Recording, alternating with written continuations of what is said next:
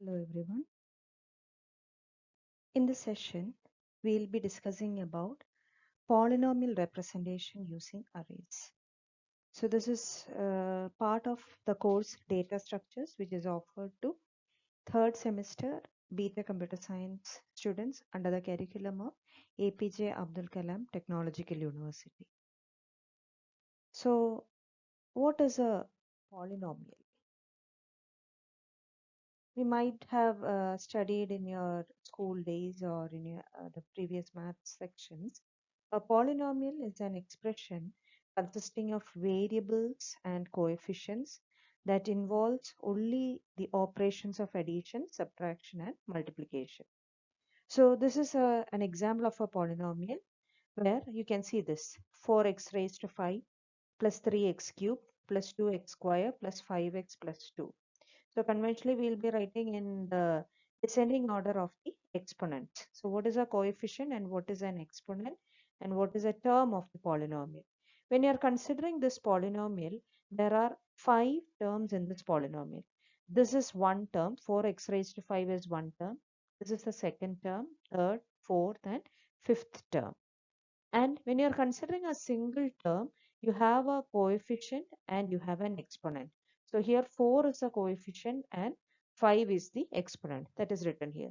In the second term, 3 is the coefficient and 3 is the exponent. This goes on. When it comes here, 5 is the coefficient, 1 is the exponent, and here 2 is the coefficient and 0 is the exponent. So this is how you write a polynomial. Now, in this session, what we are looking is you want to write a program to represent this polynomial. So the data structure that we use here to represent this polynomial is an array. And an ordinary array will not suffice. You will have to use an array of structure. Hope you have hope you remember the topic structures that you have studied in your uh, programming in C paper last semester during the second semester. What do you mean by a structure? A structure, it is actually used to hold heterogeneous data, that is data of different types. So you are making use of a structure to hold the polynomial inside memory. So the representation of a polynomial is done using array of structures. An array element holds each term of the polynomial. So when you are declaring an array of an array of structures, you will be having a particular element of an array declared as a structure. So if you are considering this particular array, each element of an array is in turn a structure. Okay, and the each element of the array is used to hold one term of the polynomial. That is, the coefficient is occupied in one portion and the exponent is occupied in the next portion. And both this entire structure constitutes term 1. Similarly, term 2 is placed in the second array element position. The second array element is also a structure that can hold two members. First one is the coefficient and the second one is the exponent. Similarly, the third coefficient, third exponent, and so on.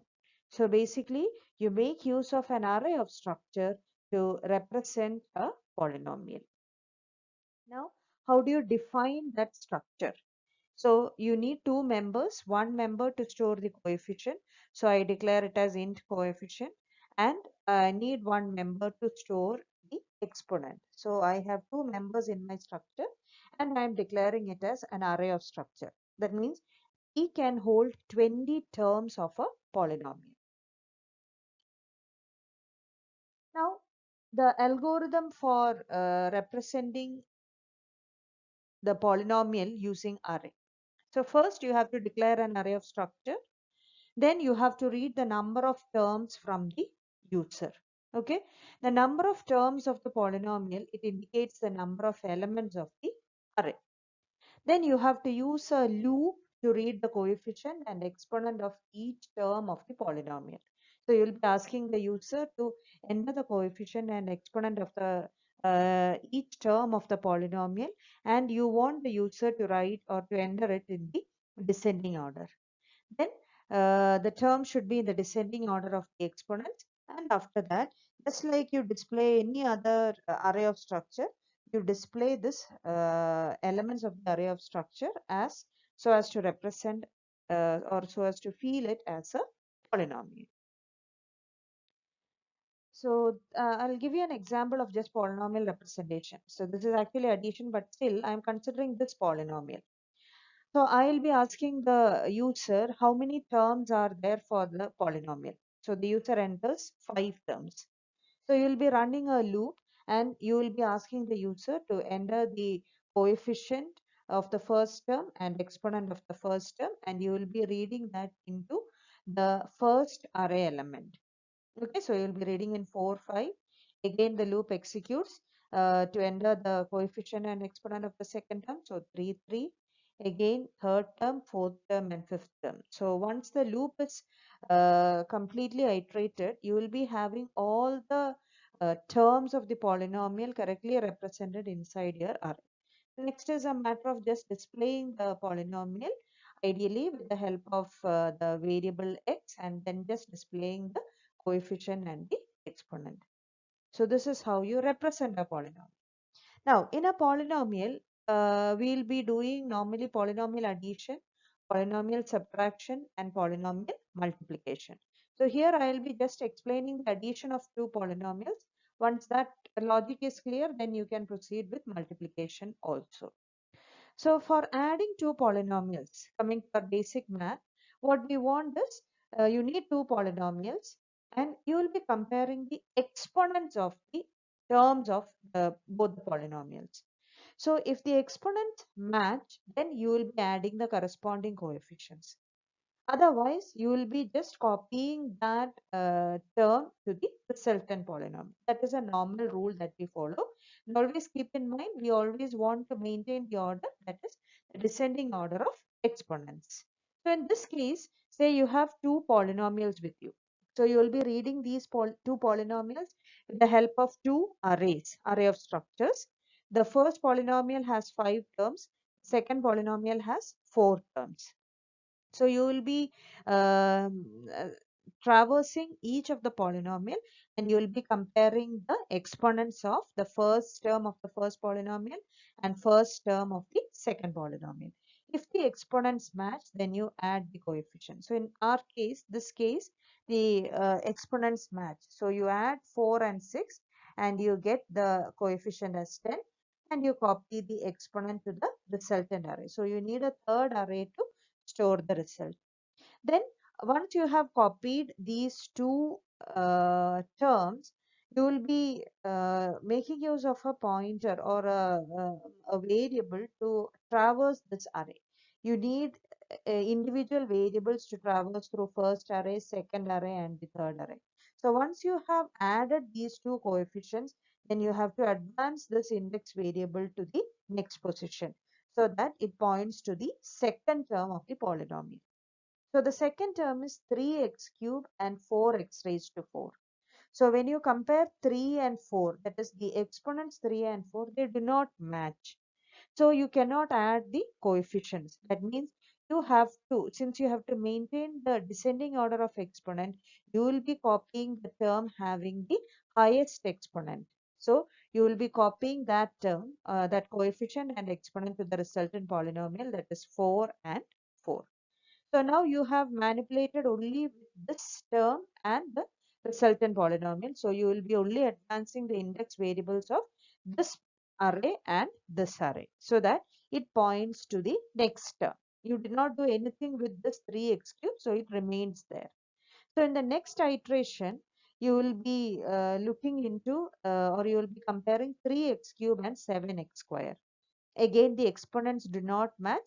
So you are interested in the highest exponent term. So you will be copying that highest exponent term to the resultant polynomial. And you will be advancing the index variable of the first polynomial. Since you have manipulated with this array and the resultant polynomial, you will be advancing the index variable to point to 2x square. Here it remains the same. And here also the index advances so that it points to the next position. Again, you perform a comparison between 2x square and 7x square. There the exponents match. So you will be adding the coefficients 7 and 2 and you will be storing the resultant coefficient here and copy any of the exponents. So since you have manipulated with all the three arrays, you will be advancing the index variables of all the three arrays. So now the index variables point to 5x and 8x, and here it will be pointing to the next correct location. Now you have to compare the exponents of x since they match. You will be adding the coefficients 8 and 5, and 13 is stored here, and any of the exponents. So now it is time to actually stop the iteration of the loop. So basically your loop will iterate until one of the polynomials become exhausted. So in our case, the second polynomial had only 4 terms. So once the index variable advances, it will not be having any more terms to traverse. So there is no point in comparison.